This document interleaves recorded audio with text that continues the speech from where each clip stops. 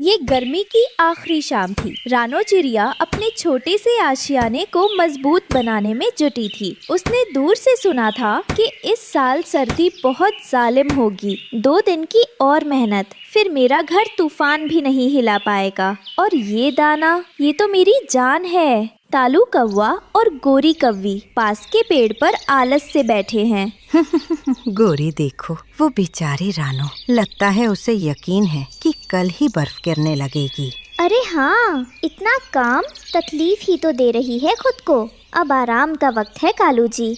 हम तो शौक से ये मौसम गुजारेंगे, ठंड आएगी तो जुगाड़ कर लेंगे। तालू भाई, वक्त रहते अपना काम कर लो, बाद में पछताओगे। नहीं नहीं, मेहरबानी आपकी, मगर हम आजाद पंछी हैं। रात भर में ही सब बदल गया। सुबह जब पंछी उठे तो हवा में बर्फ की हल्की ठंडक थी। आसमान में काले घने बादल छाए हुए थे, जैसे किसी ने स्याही बिखेर दी हो। कालू जी, ये क्या हो रहा है? इतनी ठंड तो कभी नहीं हुई। क्या पता, शायद कोई मेहमान हवा आई हो। चलो जल्दी से थोड़ा खाने का सामान जमा करते हैं। वे उड़ने की कोशिश करते हैं। मेरे पंख, ओहो, ठंड से ऐंठन हो रही है।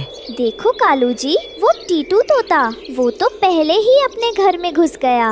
रानो ने कालू और गोरी को परेशान देखा, लेकिन उन्हें पिछली बातें याद थी, इसलिए वो अपने घोंसले के द्वार पर खड़ी रही। देखते ही देखते आसमान से बर्फीली बारिश शुरू हो गई। बारिश की जगह बर्फ के नुकीले टुकड़े गिर रहे थे। देखो बेटा, अगर हमने वक्त पर मेहनत ना की होती तो आज हम भी बर्फ में भीग रहे होते। माँ, बाहर बहुत शोर है। ये तूफान है मेरे लाल। ये उन लोगों को सबक देगा जो कल का काम आज पर छोड़ देते हैं। ये क्या बकवास है? मेरा घोंसला हिल रहा है, पानी अंदर आ रहा है। कालू जी, ठंड से मेरे पैर सुन्न हो रहे हैं। हमारा सारा दाना भीग गया है। अब क्या होगा? अफसोस, रानो की बात मान लेनी चाहिए थी। कालू और गोरी को अब भूख और ठंड सताने लगी। सबसे पहले वे टीटू तोता के पास गए, जो अमीर था लेकिन थोड़ा कंजूस। टीटू भाई, ओ टीटू भाई, दरवाजा खोलो। कौन है? इस तूफान में क्यों परेशान कर रहे हो? टीटू भाई, हम हैं कालू और गोरी। हमारा घर टूट रहा है, हमें थोड़ी पनाह दे दो। माफ करना, मेरा घर बहुत छोटा है, सिर्फ मेरे परिवार के लिए जगह है। तुम लोग कहीं और जाओ। देखा, जब तक दौलत है सब दोस्त हैं, मुसीबत में कोई नहीं पूछता। टीटू तोता से ना सुनकर कालू और गोरी का हौसला टूट गया। ठंडी हवा उनके जिस्म में तीर की तरह चुभ रही थी। वे इसी उम्मीद में आगे बढ़े कि शायद कोई और उनकी मदद कर दे। कुछ दूर चलने पर उन्हें बंटी कबूतर का घर मिला। बंटी अपने घर की टूटी हुई छत ठीक कर रहा था, जिस पर बर्फ जमा थी। वह बेचारा खुद ही परेशान दिख रहा था। बंटी भाई, क्या हाल है? तुम तो खुद मुश्किल में हो। ओहो, कालू भाई, गोरी बहन, तुम दोनों भी बहुत तकलीफ में दिख रहे हो। क्या बताएं भाई, उस बर्फीले तूफान ने हमारा सब कुछ तबाह कर दिया। बंटी भाई, क्या तुम हमें थोड़ी देर के लिए पनाह दे सकते हो? अफसोस है कालू भाई, मेरा घर पहले ही टूटा हुआ है और बहुत कमजोर है। तुम देखो ना, बर्फ के वजन से छत भी टूट गई है। अगर तुम दोनों अंदर आ गए तो यकीन मानो ये छत हम सब पर गिर जाएगी। मैं खुद मुश्किल से गुजारा कर रहा हूँ। तुम लोग मेहरबानी करके कहीं और देखो। बंटी कबूतर की मजबूरी और अपने घर की हालत समझकर कालू और गोरी आगे बढ़ गए। अब उनके पास बस एक ही रास्ता बचा था, एक ही सहारा, रानो चिड़िया। हार कर भूख और ठंड से कम पाते हुए कालू और गोरी उस रानो चिड़िया के पास पहुँचे, जिसका उन्होंने मजाक उड़ाया था। अब उनका गुरूर टूट चुका था और दिल में सिर्फ डर था। रानो बहन, दरवाजा खोलो। रानो दरवाजा खोलती है और कालू गोरी को कम पाता देखती है। क्या हुआ कालू भाई, तुम दोनों इस हाल में क्यों हो? रानो, हमें बचा लो, हमारा घोंसला टूट गया। हम बहुत भूखे हैं और ठंड से मर रहे हैं। रानो बहन, मुझे शर्मिंदगी है, मैंने तुम्हारा मजाक उड़ाया था। मेरी नादानी थी, मुझे माफ कर दो। ठीक है, अंदर आओ। रानो ने तुरंत उन दोनों को अंदर बुलाया। कालू और बोरी को अंदर की गर्माहट और सूखे दाने की खुशबू मिली तो उनकी आंखों में आंसू आ गए। बैठो और ये दाना खाओ, ये मेरे बच्चों के लिए जमा किया था, मगर अभी तुम ज्यादा जरूरतमंद हो। रानो, तुमने हमें माफ कर दिया। हम तो इतने बुरे थे।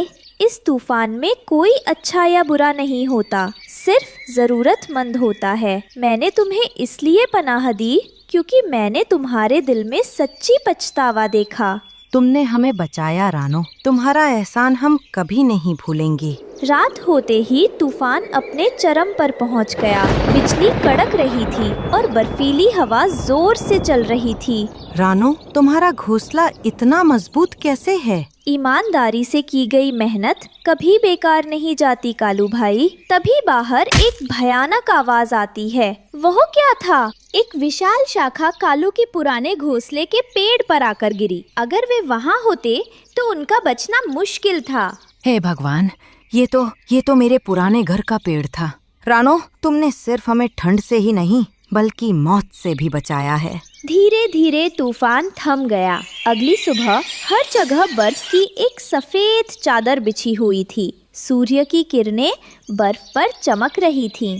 रानो बहन, तुम सब ठीक हो? हाँ टीटू भाई, सब खैरियत है। टीटू तोता कालू और गोरी को रानो के घोंसले में देखकर हैरान होता है। कालू, तुम यहाँ? हाँ भाई, रानो ने हमारी जान बचाई है। मैंने अपनी नादानी से सब कुछ खो दिया था।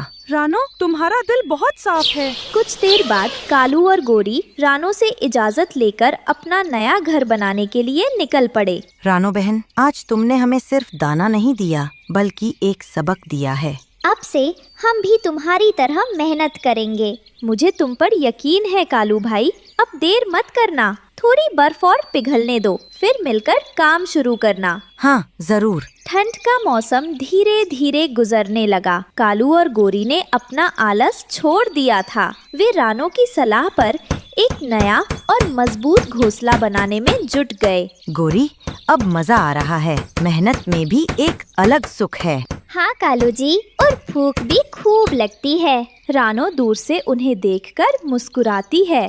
देखो टीटू भाई, मेरी थोड़ी सी मदद से कालू और गोरी बदल गए। सत्य कहा रानो, दयालुता की ताकत किसी भी उपदेश में बड़ी होती है। तालू और गोरी का नया घोंसला बनकर तैयार था। इस बार वह बहुत आरामदायक और तूफान से लड़ने लायक था। कालू कौआ रानो को अपने नए घर पर चाय के लिए बुलाता है। रानो बहन, आज तुमने जो सिखाया उसे मैं जिंदगी भर याद रखूंगा। हम दोस्त हैं हमेशा। हाँ कालू भाई, और सच्ची दोस्ती ही जिंदगी की सबसे बड़ी दौलत है। आखिरकार बसंत का मौसम आ गया। जंगल फिर से हरा भरा और खुशहाल हो गया। चिड़िया और कौवे सब एक साथ मिलकर दाना चुग रहे थे। देखो कालू भाई, वसंत कितना प्यारा है।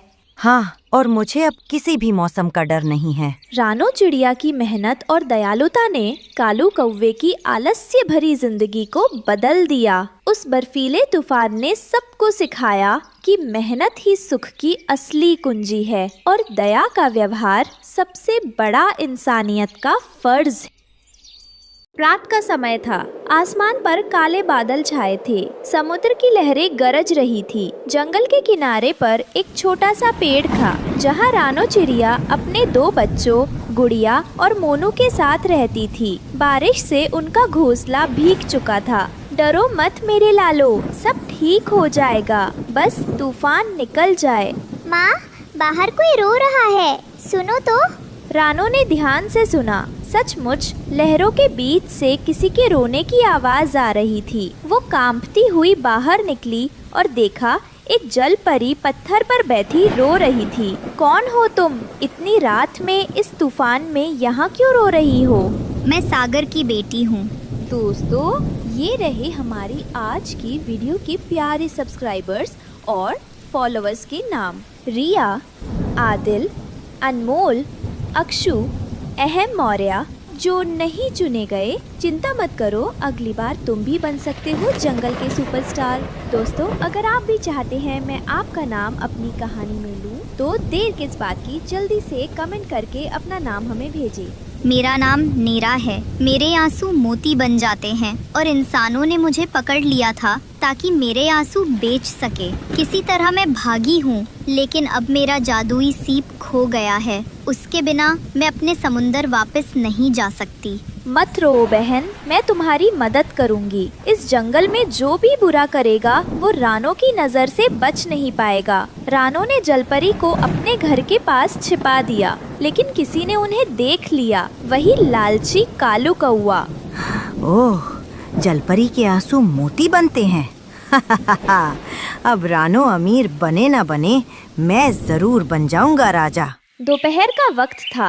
कालू सीधा उड़ता हुआ गोरी कौवी के पेड़ पर जा पहुंचा। अरे गोरी बहन, जरा ये सुनो, जंगल में क्या बड़ा राज पकड़ा गया है। रास? अरे क्या हुआ कालू? सुबह सुबह क्या शोर मचा रखा है? ध्यान से सुनो, ये बात किसी को मत बताना। रानो चिड़िया ने समुंदर की जलपरी को छिपा रखा है। उसके आंसुओं से सोने के मोती बन रहे हैं। क्या? जलपरी? सच बोल रहे हो कालू? वो तो समुंदर में रहती है ना? मैं झूठ क्यों बोलूं? मैंने अपनी आँखों से देखा। तो फिर हम दोनों क्यों पीछे रहे? रात हुई, आसमान काला हो गया। दूर कहीं मेंढक तर तर कर रहे थे।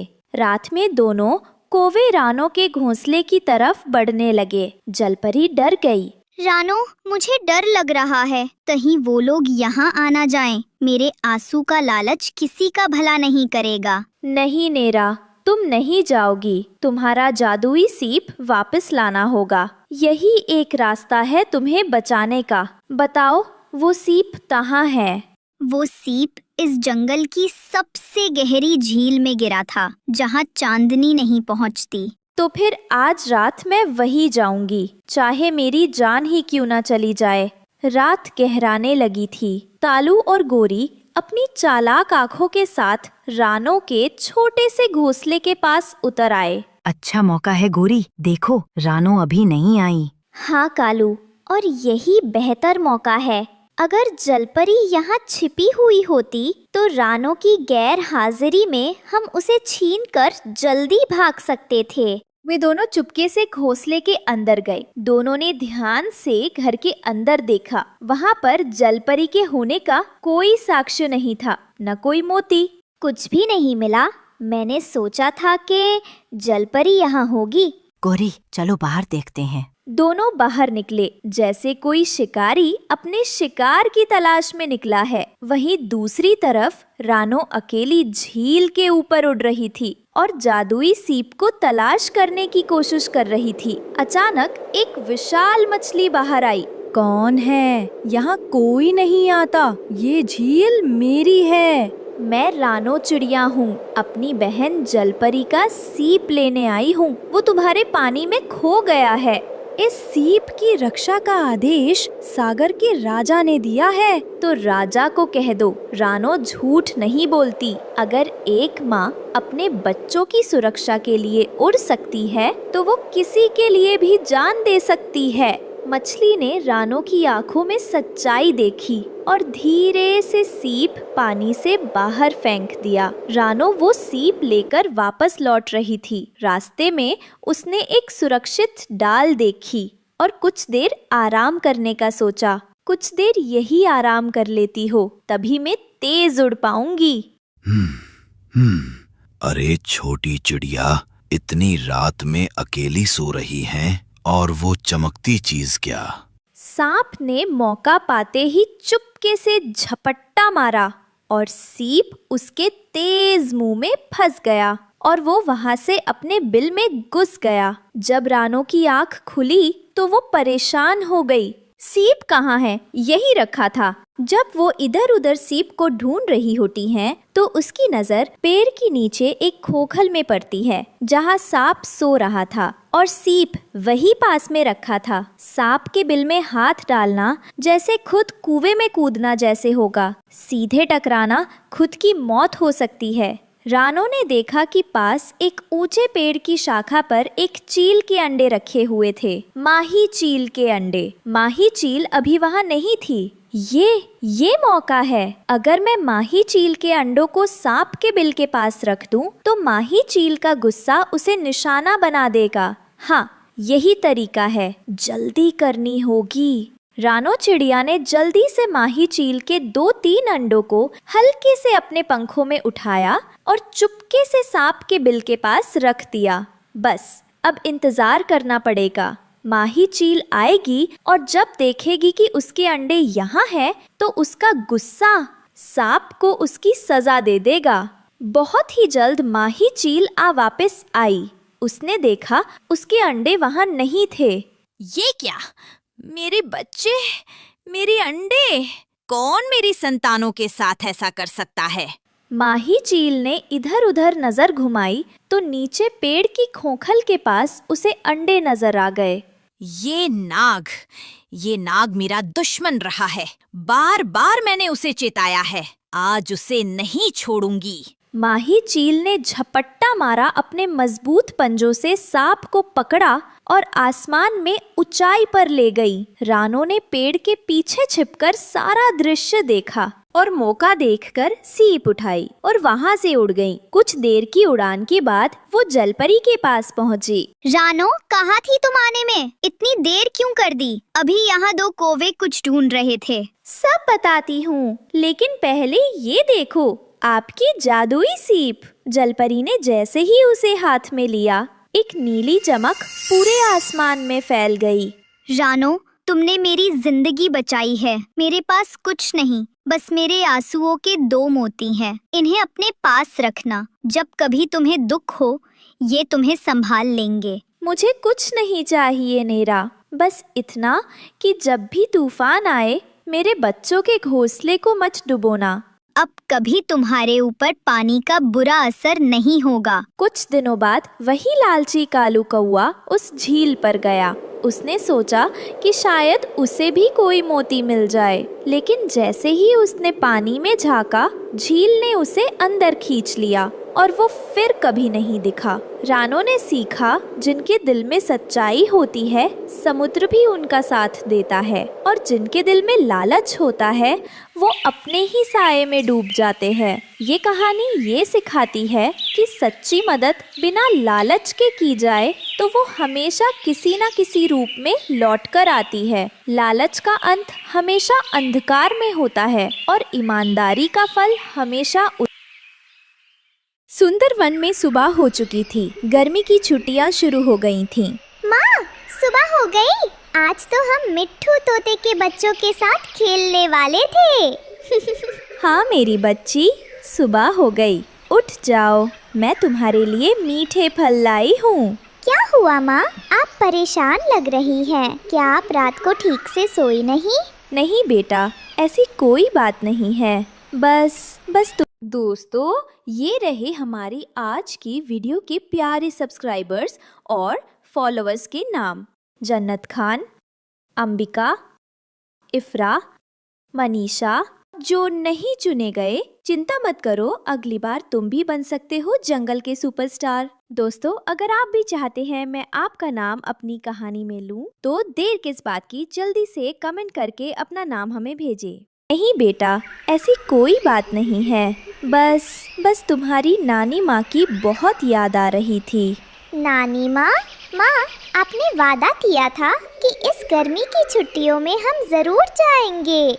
गुड़िया की ये बात सुनकर रानो का दिल और भारी हो गया। वह अपनी बेटी को कैसे बताती कि जिस नानी से मिलने के लिए वह इतनी उत्साहित है, वह बहुत बीमार है। गुड़िया बेटा, मेरी बात ध्यान से सुनो। हम नानी माँ के घर जरूर जाएंगे। हम आज ही जाएंगे। सच माँ? आज ही? वाह! मैं अभी जाकर टुनटुनी और मिट्ठू को बताती हूँ। रुको बेटा, पहले मेरी पूरी बात सुनो। नानी माँ की तबीयत ठीक नहीं है। वह बहुत बीमार है। यह सुनते ही गुड़िया का हंसता हुआ चेहरा उतर गया। उसकी छोटी छोटी आँखों में आंसू भर गए। नानी माँ ठीक तो हो जाएंगी ना माँ? हाँ मेरी बच्ची, अब जल्दी से तैयार हो जाओ, हमें बहुत लंबा सफर तय करना है। रानो और गुड़िया के सफर की खबर सुनकर उनके सबसे अच्छे पड़ोसी मिट्ठू मियाँ का तोता परिवार उनसे मिलने घर के बाहर आए। रानो बहन, क्या यह सच है? तुम आज ही निकल रही हो, इतनी जल्दी में?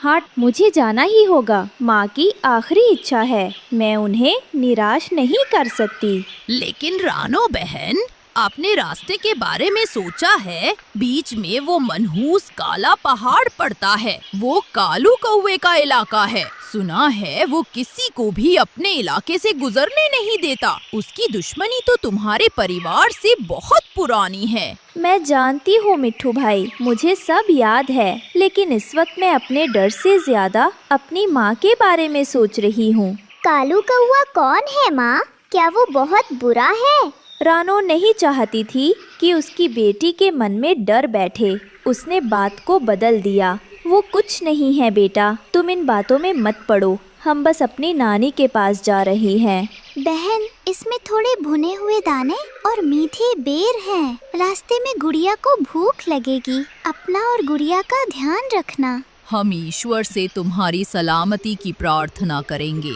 रानो का दिल भर आया। उसने सबका धन्यवाद किया और अपनी बेटी गुड़िया को लेकर अनजाने सफर के लिए उड़ चली। सफर शुरू हो चुका था। रानो और गुड़िया आसमान में उड़ रहे थे। माँ, वो नीचे नदी कितनी चमक रही है। क्या हम थोड़ी देर वहाँ रुक सकते हैं? मुझे प्यास लगी है। हाँ बेटा, जरूर। हम उस बड़े से आम के पेड़ पर रुकेंगे, वहाँ थोड़ा आराम भी कर लेंगे और पानी भी पी लेंगे। वे एक नदी के किनारे आम के पेड़ पर उतरे। रानो ने गुड़िया को पानी पिलाया और पोटली से मीठे बेर निकाल कर दिए। माँ, नानी माँ का घर यहाँ से और कितना दूर है? अभी बहुत दूर है मेरी बच्ची। हमें आज रात किसी सुरक्षित पेड़ पर गुजारनी होगी। कल दोपहर तक शायद हम पहुँच जाएं, अगर सब ठीक रहा तो। क्या नानी माँ हमें देखकर बहुत खुश होंगी? बहुत खुश होंगी। वह तुम्हें देखकर अपनी सारी बीमारी भूल जाएंगी। चलो, सूरज ढलने से पहले हमें एक सुरक्षित जगह ढूंढनी है। थोड़ा आराम करने के बाद वे फिर से अपने सफर पर निकल पड़े। जैसे जैसे वे आगे बढ़ रहे थे, हरे भरे पेड़ कम हो रहे थे और सूखी पथरीली जमीन दिखाई देने लगी थी। रानो समझ गई थी कि वे काला पहाड़ के करीब पहुंच रहे हैं। ऊपर पहाड़ की चोटी पर बैठे दो कौवों ने उन्हें देख लिया था। उन्होंने तुरंत जाकर अपने सरदार कालू कौवे को खबर दी। सरदार, वो आ गई है अपनी बेटी के साथ। आ गई। आखिर आ ही गई मेरे जाल में। सालों से इस दिन का इंतजार कर रहा था मैं। आज उसे पता चलेगा कि अपने को खोने का दर्द क्या होता है। हाँ, आज हम अपना बदला पूरा करेंगे। इस रानो के परिवार ने हमें कभी ना भरने वाला जख्म दिया है। लेकिन पिताजी, वो अपनी माँ से मिलने जा रही है। सुना है उसकी नानी बहुत बीमार है। चुप रहो, तुम अभी बच्चे हो। तुम नहीं जानते कि इन्होंने हमारे साथ क्या किया है। सालों पहले इसी पहाड़ पर एक भयंकर तूफान आया था। उस तूफान में तुम्हारा छोटा भाई मुझसे छूट गया था। मैंने मदद के लिए रानो के पिता को पुकारा था, जो उस वक्त पास से गुजर रहे थे, लेकिन उन्होंने मेरी मदद नहीं की। वे चाहते तो मेरे बच्चे को बचा सकते थे। उनकी वजह से मैंने अपना बेटा खोया है। लेकिन माँ बताती थी कि तूफान बहुत तेज था, शायद वे चाहकर भी कुछ नहीं कर पाए होंगे। बहाने थे सब। घमंड था उन्हें अपने अच्छे परिवार का। आज मैं उस घमंड को तोड़ दूंगा। आज रानो से उसकी सबसे कीमती चीज छीनकर मैं अपना बदला पूरा करूंगा। जग्गू अपने पिता की आंखों में नफरत देखकर चुप हो गया। कालू ने अपने साथियों को इशारा किया और एक भयानक योजना बनाई। रानो अपनी पूरी ताकत से उड़ रही थी। अचानक चारों तरफ से काऊ काऊ की डरावनी आवाजें आने लगी। देखते ही देखते कालू कौवे का पूरा झुंड उनके सामने आ गया। सबसे आगे कालू कौवा खुद था। अरे देखो तो कौन आया है। रानो चिड़िया, बहुत हिम्मत है तुम में, जो मेरे इलाके में घुसने की जुर्रत की। कालू भाई, मेरा तुमसे कोई बैर नहीं है। मैं बस यहाँ से गुजर रही हूँ। मेरी माँ बहुत बीमार है, मुझे उनके पास जाना है। कृपया हमें जाने दो। माँ, दर्द? आज तुम्हें इन शब्दों का असली मतलब पता चलेगा। माँ, ये कौन है? हमें इनसे डर लग रहा है। चुप रहो बेटा। देखो कालू, जो हुआ वो एक हादसा था। तूफान बहुत तेज था। इस पुरानी बात के लिए इस मासूम बच्ची को सजा मत दो। ये कहकर कालू कौवा गुड़िया की तरफ झपटा। ये सब देखकर जग्गू से अब और बर्दाश्त नहीं हुआ। उसके अंदर का ज़मीर जाग उठा। तभी जग्गू उड़कर बीच में आ गया। बस पिताजी, बहुत हो गया। अगर आपको बदला लेना ही है तो पहले मुझ पर हमला कीजिए। मैं इस पाप में आपका साथ नहीं दूंगा। कालू अपने ही बेटे को अपने खिलाफ खड़ा देखकर सन्न रह गया। जग्गू, तुम मेरे रास्ते से हट जाओ।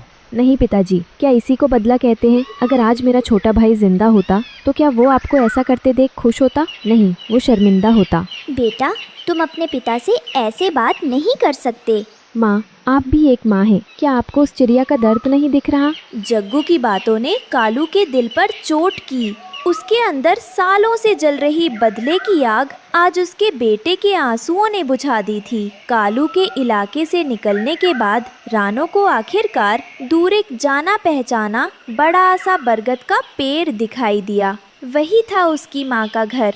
गुड़िया, देखो, वो रहा नानी माँ का घर। हम पहुँच गए। रानो, मेरी बच्ची, तुम आ गई। रानो को होश आ चुका था। माँ, मैं आ गई। मैंने अपना वादा पूरा किया माँ। बहादुर बेटी, मुझे तुम पर गर्व है। तुमने साबित कर दिया कि एक माँ का प्यार दुनिया की हर मुश्किल से बड़ा होता है। और गुड़िया, मेरी बच्ची, कभी हिम्मत मत हारना। अपनी माँ की तरह बहादुर बनना। नानी माँ की सांसें भारी होने लगी। उन्होंने अपनी बेटी और नवासी को आखिरी बार जी भर कर देखा। अब मैं शांति से जा सकती हूँ। और इन्हीं आखिरी शब्दों के साथ नानी माँ ने हमेशा के लिए अपनी आंखें बंद कर ली। रानो और गुड़िया अपनी नानी के ठंडे शरीर से लिपटकर रोते। रानो चिड़िया का हरा घास का घर बाहर से सुंदर था, पर कुछ जगह से टूटा हुआ दिख रहा था। 7 बच्चे अंदर खेल रहे थे। रानो काम पर जाने की तैयारी कर रही थी। माँ, कल जो बड़ी बूंदें गिरी थी उससे छत टपकने लगी है। बस थोड़ा संभाल लो बेटा, मैं मालिक से उधार मांगकर आज ही मरम्मत का सामान लाऊंगी। आप चिंता मत करो बेटी, आप अपनी पढ़ाई पर ध्यान दो। अगले दिन रानो चिड़िया सेठ बाज की दुकान पर जाती हैं। दोस्तों, ये रहे हमारी आज की वीडियो के प्यारे सब्सक्राइबर्स और फॉलोअर्स के नाम। ज़बीन, शाजिया, अयान खान, साहिल, वंदना अग्रवाल। जो नहीं चुने गए, चिंता मत करो, अगली बार तुम भी बन सकते हो जंगल के सुपरस्टार। दोस्तों, अगर आप भी चाहते हैं मैं आपका नाम अपनी कहानी में लूं, तो देर किस बात की, जल्दी से कमेंट करके अपना नाम हमें भेजें। दुकान पर जाती हैं और उससे कुछ उधार मांगती हैं। सेठ जी, मुझे 200 रुपए का कर्ज दे दीजिए। बारिश आने वाली है, मुझे घर की मरम्मत करने के लिए कुछ सामान लाना है। क्या उधार? मेरी दुकान पर उधार न ग्राहक के लिए हैं, न ही तुम्हारे लिए हैं। 200 रुपए तुम्हारी 10 दिन की कमाई। अगर तुम भाग गई तो मुझे गरीब माँ की कहानी मत सुनाओ। पहले काम करो, जाओ, कल आना। रानो निराश होकर सिर झुका लेती है। रानो जानती थी बिना पैसे, सिर्फ घास और मिट्टी से वो 7 बच्चों के सिर पर छत नहीं रख पाएगी। तभी आसमान में बिजली कड़कती है, जैसे प्रकृति ने भी उसका साथ छोड़ दिया हो। हे भगवान, क्या अब रात भी इंतजार नहीं करेगी? बिना पैसे, सिर्फ घास से मैं 7 बच्चों के सिर पर छत कैसे रखूंगी? 7 बच्चे डरकर एक दूसरे से चिपके हैं। बारिश की पहली बूंदें पड़नी शुरू होती है। दीदी, वो देखो, छत पर बड़ा छेद हो गया है। माँ, जल्दी से कुछ करो। डरो मत, हम सब मिलकर इस घर को बचाएंगे। हम सब एक साथ लड़ेंगे। रानो एक कोने को मिट्टी से सील करने की कोशिश करती है। बच्चे अपने छोटे पंखों से दरवाजे के छेद को घास से भरते हैं, फिर भी पानी अंदर आ रहा था। रानो, जोर लगाओ बेटो, घास को और कसकर पकड़ो। माँ, मेरे पंख थक गए। यह हमारी सीधी लड़ाई है बच्चों, हमें जीतना ही होगा। बारिश जोरदार हो जाती है। कालू कौवा, जिसने कभी रानो की मदद नहीं की, अब उसकी बर्बादी का तमाशा देखने के लिए वो कुछ दूरी पर एक पेड़ से रानो के घर को देख रहा था। मूर्ख चुरिया, मैंने इसे काम नहीं दिया, अब इसका घर टूटेगा। पानी का बहाव तेज हो जाता है, दीवारें हिल रही थीं। रानो को एक भयानक सच्चाई महसूस हुई। गीली घास का वजन ही अब घर को अंदर से तोड़ रहा था। उसकी मेहनत ही उसकी दुश्मन बन गई। माँ, दीवारें हिल रही हैं। ये घास केवल एक दिन रुक सकती थी। गीली घास का वजन ही अब घर को तोड़ रहा है। रानो ने 1 मिनट भी नहीं गवाया। उसे लगा कि दीवारें कभी भी गिर सकती हैं। उसने अपने बच्चों को घर में रहने का आदेश दिया और खुद मदद मांगने के लिए भाग निकली। सबसे पहले वो अपनी दोस्त हरियाली तोती के दरवाजे पर गई। हरियाली, हरियाली, दरवाजा खोलो, मेरे घर की दीवारें टूट रही हैं। रानो, इतनी रात में मैं डर रही हूँ। मेरी बेटी बीमार है, मैं तुम्हें कैसे अंदर आने दूँ? मुझे डर है कि बारिश। बस थोड़ी देर के लिए हरियाली, बस मेरे बच्चे। नहीं रानो, मैं दरवाजा नहीं खोल सकती, तुम कहीं और जाओ। अगली सुबह बारिश थोड़ी धीमी हुई है। रानो बच्चों को लेकर मलबे के नीचे दबी हुई है। वे डरे हुए हैं पर सुरक्षित हैं। हम बच गए। हाँ मेरे बच्चों, रानो देखती है कि घर पूरी तरह मलबे में बदल गया है। कालू कौवा मलबे को देखकर आता है। वह रानो को देखकर भी मुस्कुराता है। हाँ, मुझे पता था ये होगा। तुम मेरे घर क्यों नहीं आई? मैंने तुम्हें आवाज दी थी कालू, तुमने दरवाजा नहीं खोला। तुमने हमें मरने के लिए छोड़ दिया। रानो बच्चों को देखती है। वे भूखे और भीगे हुए हैं। माँ, अब हम क्या करेंगे? क्या हम फिर से घर बनाएंगे?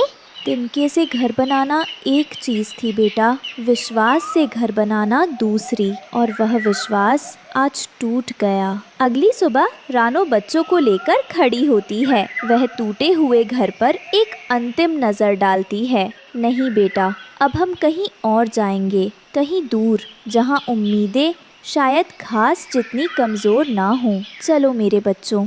रानो 7 बच्चों को लेकर उदास उस जंगल से निकल जाती।